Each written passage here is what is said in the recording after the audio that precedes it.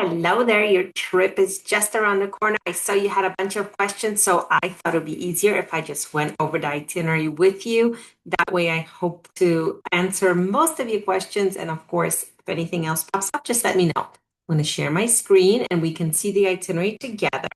So thank you. You're going to send me Odet's new passport. I will update everything so it's up to date for him. And here we go. You have your contact details for us. Please download WhatsApp. WhatsApp is a great way to communicate with us. So if you need to contact me while you're traveling, all you need is Wi-Fi and you can text me there. And that way it works everywhere around the world for us. So it really is much easier than trying to text me or email me. WhatsApp is best. And so you have mine and you have my team on the ground, but we will always be in touch with you in case you need anything. There's no requirements except your passports. And let's go through the itinerary. So July 24th, you're going to take your flight to Lima and arrive at 7:20 p.m. You're going to go through customs. You're going to get your bags. You're going to look for a person with a sign with your names on it. They're usually near the doors, or sometimes they make them stand outside. So you want to look both places. And they're going to take you to the Iberostar, which is now the Soma Hotel. This is a great location. Miraflores, right? Ocean view, rooftops. It's great for everybody to relax here. And then on the next day, you're going to have a full day of touring. So we always start with touring of the city, some highlights, the Old Town, the Larco Museum. In the Larco Museum is a really great restaurant, and that's where we usually like to have lunch here. So you're going to do that during your tour. And then we're going to take you back to the hotel so you can rest a little bit, freshen up, and go out on your gourmet tour. So the same guide who would have picked you up from the airport, done your tour of the city, will make sure you meet up with your gourmet guide because that's a special person that just deals with the food.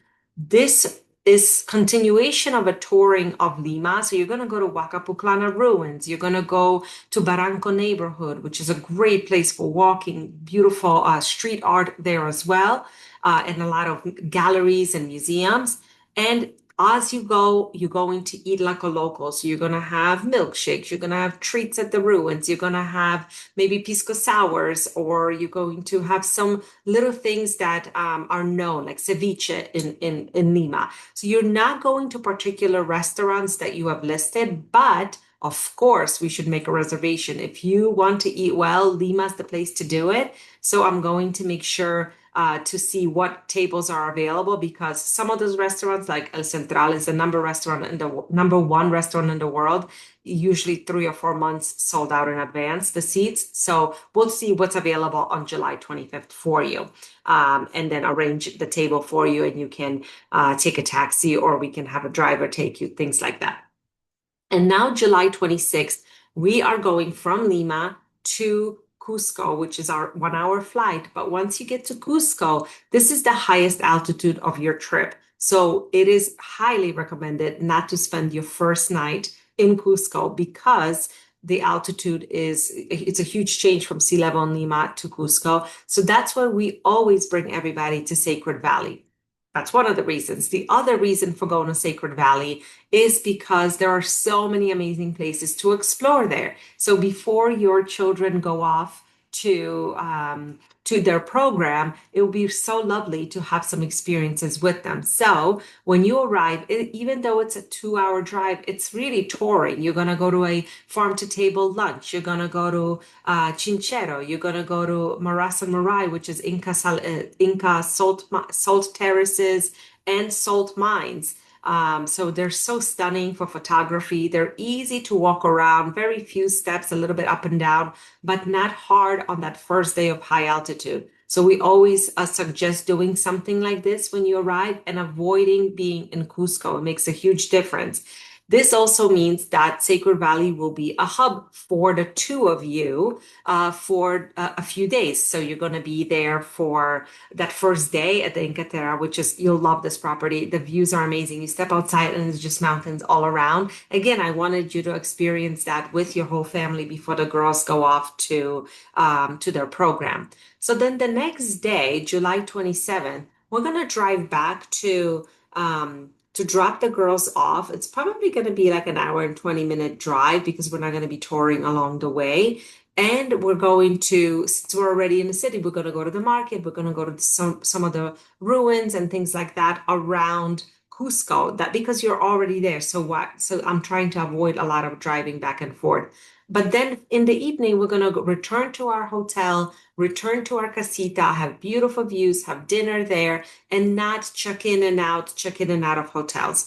You've mentioned why are we leaving at 10 a.m. If you want, we can, of course, leave earlier and you just adjust the pickup for the girls at the Cusco airport. So if you want to leave at 9 and then drop the girls off at 10, for sure we can do that. So just let me know if you want to adjust it. But I think this works really well. Remember, this is high altitude. You want to go at a slower pace. You want to have everybody acclimate, get lots of sleep, have a good breakfast in the morning. So I think 10 a.m. works perfect. I mean, I have teenagers, so I know how they act if I'm trying to wake them up earlier.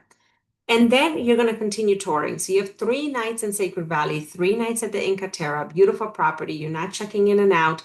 And here on that last day in the Sacred Valley, which is day 5, we're going to do Misminay, Ollantaytambo, which are beautiful sites before Machu Picchu. So here is your train to Machu Picchu. We're going to take you to the train station. You're going to have tickets with exact seats on them. The guide will walk you right to your seats. And while you are going to Machu Picchu, your main luggage is going to Cusco. So don't worry about the weight restrictions because there is no luggage cart on the train to Machu Picchu. You only bring an overnight bag. So usually what I bring is my carry-on. So whatever was your carry-on, maybe a big purse, maybe a little wheelie suitcase, like one of those small ones, you can bring that. Some people bring duffel bags, things like that. No one will be weighing the bag, but it has to be able to fit behind the seat.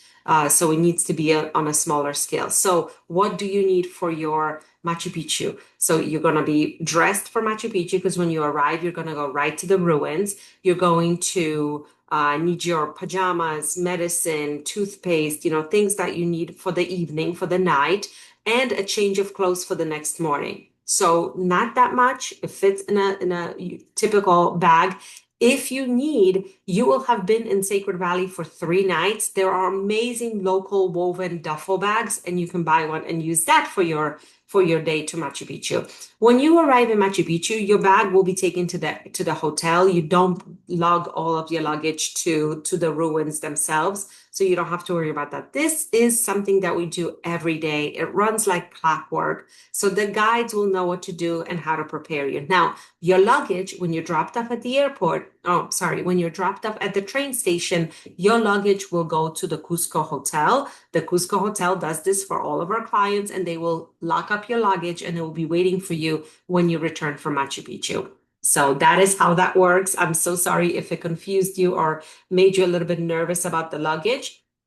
No one was weighing your bag, but you do need to pack just for the overnight. So this is a description of how Machu Picchu works. The ruins are split into 6 different circuits. We make sure you visit 2 separate circuits so you see different views, different parts of the ruins. And of course, on your next morning, you're going to hike Machu Picchu Mountain. So you have plenty to explore and do before your train back to Cusco. So if you see July 30th, there's a train from Machu Picchu to Ollantaytambo. Even though we're going to Cusco, the train stops in Ollantaytambo and we get off there because if I pick you up there at 5:30, driving by car, it will take maybe an hour and 20 minutes.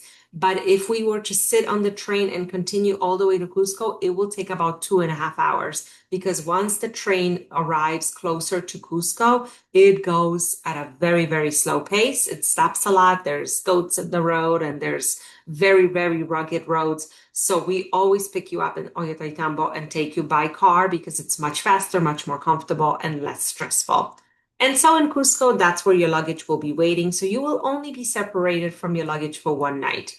And then you have your Vinicunca. So Vinicunca is our rainbow mountain. So what I have done here is it is a hike. You will be hiking the whole way, but there are options to have a horse take you part of the way. And I have arranged it that if you decide you're there and you're tired or you're not feeling so well and you want the horse, the guide will arrange it for you. Most people don't take the horse. They walk all the way by themselves. So you can certainly do that and avoid any horse riding. It doesn't cost you anything extra. I've taken care of that for you in case you need it. And then that evening, you come back to Cusco probably around 4 o'clock. So you have time to sleep, shower, and freshen up before your beautiful Map Cafe experience. This is one of those amazing restaurants that is going to take you on a journey through Peru on a plate. It is inside the museum. It's such a great experience. I can't wait to hear your opinion of it because this is definitely for our foodies. And then the next day you're off to Lake Titicaca. So again, it's a beautiful train ride. This is going to be the most leisurely day of your whole trip. The train is an all-day affair, but there's lunch served on board. You have beautiful chairs, and there's an outdoor car. There's a stop that you can go off, and there's a little market. So it's a really nice time to like sit back, have that pisco sour, and just reflect on everything you've done so far. And you're spending 3 nights on Lake Titicaca. So the first day is your arrival, the second day is our full day touring of the lake itself. And then the third day is our free day. But I did have something that I want you to see, the Silustani Necropolis. And so I included it here. It's maybe a 3-hour tour. It's not going to take a lot of your time, but it is quite a fascinating place. So I wanted you to go see it, and we'll take you for lunch there before you fly home on August 4th. So remember, August 4th, we are starting in Puno, which is Lake Titicaca, which is the airport is called Juliaca, but your flight that you've already purchased to fly home is from Cusco. There are no flights between the two cities without a stop in Lima. So you're flying Lake Titicaca to Lima, to Cusco, to home. So that is the trip. Let me know your thoughts. Let me know if you have any questions. I hope I answered some of your concern, but of course I'm here and I look forward to hearing from you. Happy travels.